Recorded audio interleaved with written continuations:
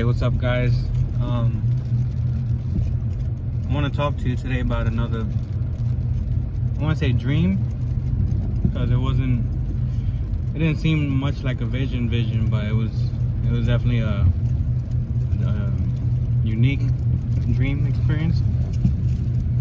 And I got this about maybe three days ago, and I had another one like this similar about a month ago, but I didn't really want to pay too much attention to it. I just wanted to make sure. But again, I had a dream again about the same thing. But it's basically it's a two-part dream, and it starts off, the first dream starts off with me riding a train, and then I woke up, and then I went back to sleep, and then I had another dream of me ending it riding a train. So yeah, that's why I'm posting this, because it's very unique in that aspect. And so it begins like this. In the first dream, I'm riding a train, and I'm riding this train around the neighborhood and where I grew up in New York, in the Bronx. And the train is above street level, right? And as we're riding this train, for some reason I'm with my my son, my oldest son, and we're looking out the window, and I see, as we pass by a little park where there's trees and stuff, that in the middle of this park there is a big crater inside this park, like on the floor, like something struck it. And the reason I say that is because around the crater itself there were trees spread out in every direction. You know what I mean? Like if there's a circle and there's trees around it, and it's spread out like in all directions, like, you know. And so we found that kind of like crazy, like that's the sight of it. And then all of a sudden we come downstairs from the train, we get down, and we start walking towards this crater to check it out, whatever. And then all of a sudden I decide to look up, and when I look up, there's a big, it looks like a pillar of smoke, or like a column of smoke in the air, like if a meteor flew by and you could see the tail of it in smoke. And that's when I knew that it was, like, you know, meteors and stuff like falling in the sky. The next thing you know, I'm on a bus full of people, and then the bus driver is driving the bus, and for some reason I decide to get out the bus and get on top of the hood of the bus, or on top of the bus.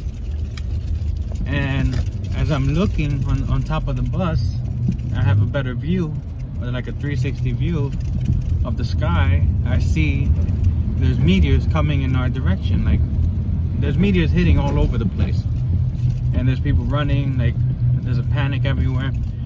And I'm telling the bus driver, all right, take a left, go right, go left, go right, move over here, move over there. And we're literally dodging meteors as they're coming towards us, like hurtling towards the earth. And as I was dodging all this, the next thing you know, there was a cluster of meteors, like a lot of them in the sky coming towards us. And it seemed as if we couldn't dodge away from this one. And so right when it was about to hit us or something, something happened to where I fell off the bus, and I'm standing on the street, on the sidewalk, and like in shock. And then all of a sudden I see something fall out of the sky and crash right in front of me. And it appears to be like a UFO, like a spaceship or a spacecraft of some sort. It was metallic in color, like silver, and it looked like the body of a turtle, like the shell of a turtle. And in the back of it, it had a all black rectangle window, and the window was being held up by these metal hands that looked like my hand, like this long. And it was, like if it was holding up the window, and above it like hands holding up the window. Like there was like 5 or 6 hands in the bottom or 5 or 6 hands on the top, and they were like holding the window in place. I found that super strange, and it gave me the impression that it's man-made, but I could be wrong. I don't know. And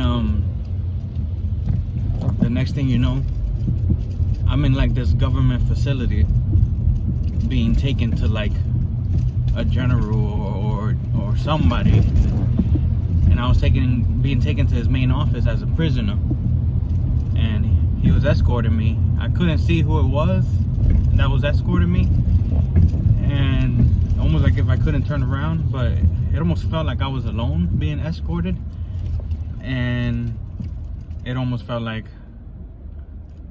I don't know, it's just hard to describe that moment. And then I don't know, I remember sitting around a table with like 2 or 3 other people, and they were just laughing away. There was like food on the table, like chips and something else. They were just laughing, and then that's it. And then I wake up, and I was like, I don't know, I don't even know what, like, I don't know. I've been seeing so many different things. It's hard to like, unless it's really like vivid and really like spectacular, you know, I'm kind of getting used to what I'm seeing, but it's fine. Anyway, and that was the first part. And then I wake up, whatever, I hang out for a little bit, and then for the next one, I decide to go back to sleep like an hour, 2 hours later. And then in this one, I go to sleep, and the first thing I realize is I'm riding like a go-kart, like some kind of go-kart with 4 wheels, and I got my younger son, my little son, on my lap, and we're riding down a highway, like a freeway. Sorry for the shaking. And as we're riding down this freeway, all of a sudden I get a flat tire on the front or the back or whatever. And as we're riding down the freeway, it gets worse. Like, it goes from being a flat tire to like the screws falling off, and then another flat tire, and then one wheel falls off. It's like literally breaking apart as I'm trying to get to my destination. And I realize I'm getting close to my destination, but I'm basically riding this go-kart until the wheels fall off, you could say. And all of a sudden, as we're going, I'm about to pass a bridge. All of a sudden, the one of the wheels fall off, and I'm scraping like these metal sparks, like the metal scraping on the ground, and it's creating sparks, like as we're riding down this highway. And then finally, it breaks down. I can't even ride it any longer.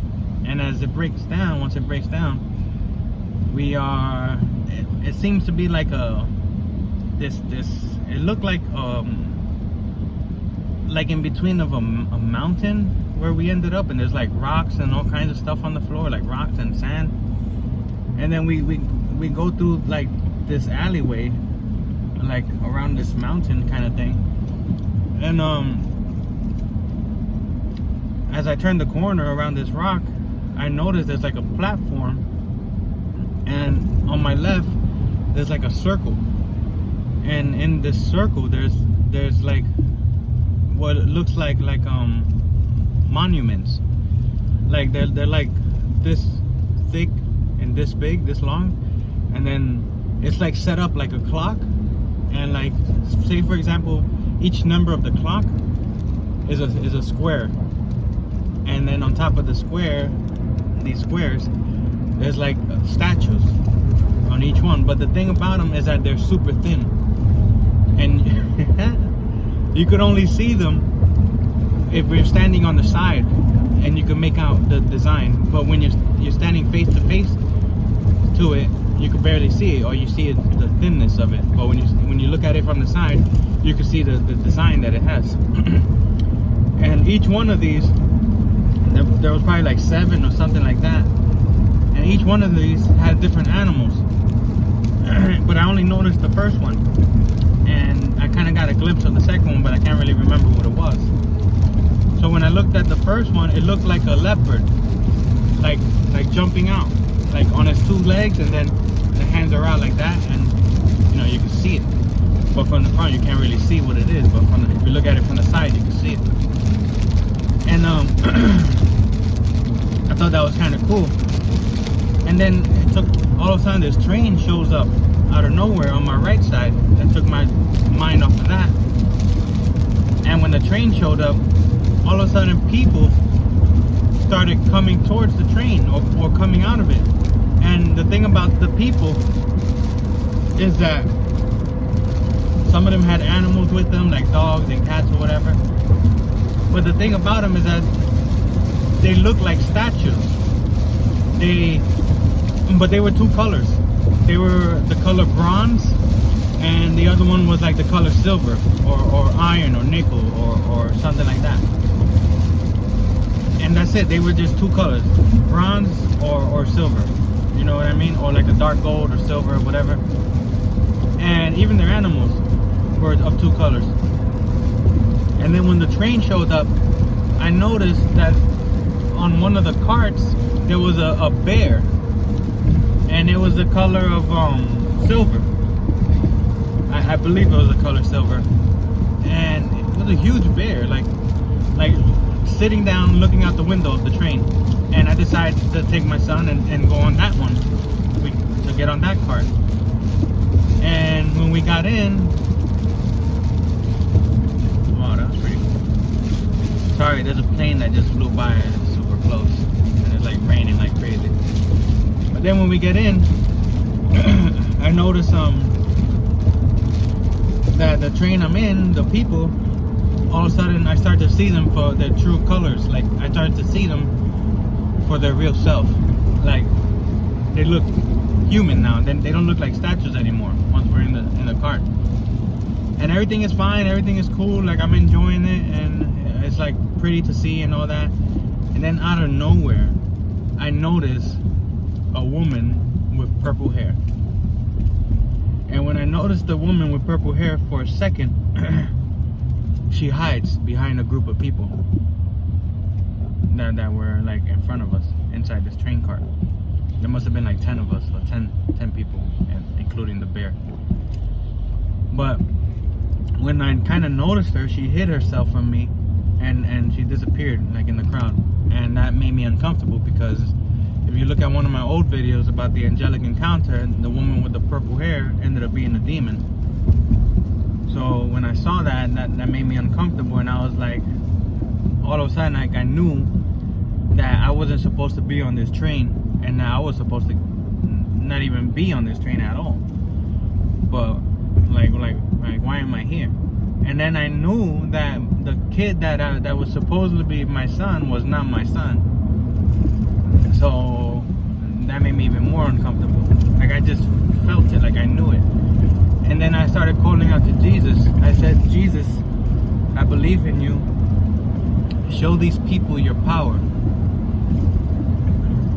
Show them basically what you're capable of. You know, I was telling him, and I was saying, like, show him your power, show him your presence. Like, and then out of nowhere, they start to back up away from me, like they saw something that I couldn't see, and they moved back from me, and they it's like they wanted to touch me, but they couldn't touch me, is what it felt like. And then out of nowhere, when I was calling out to Jesus, the ceiling of this train gets rips open, and then I was able to climb out. And when I climbed up and climbed out, I wake up. And when I wake up, I woke up to somebody ringing the doorbell, the intercom, you know, and it woke me up. And I was like, the timing, again, like God's timing is always perfect, you know, no matter what. Like, it could be years apart, and his timing is always perfect. And no matter what the enemy plans or tries to do to trip you up, God's plan is always comes out on top, no matter what. And that's what the enemy doesn't seem to understand. But it's fine. But yeah, I just wanted to share that with you. and I don't know honestly what it could mean or what it could be. If you guys have any suggestions, feel free to write it in the comment section. Don't forget to subscribe, like this video if you liked it. Hit that notification button if you want to stay up to date with any new content. And yeah, it feels weird talking like that. I feel like a YouTuber now. But anyway, God bless you, and may God bless me. And yeah, take care.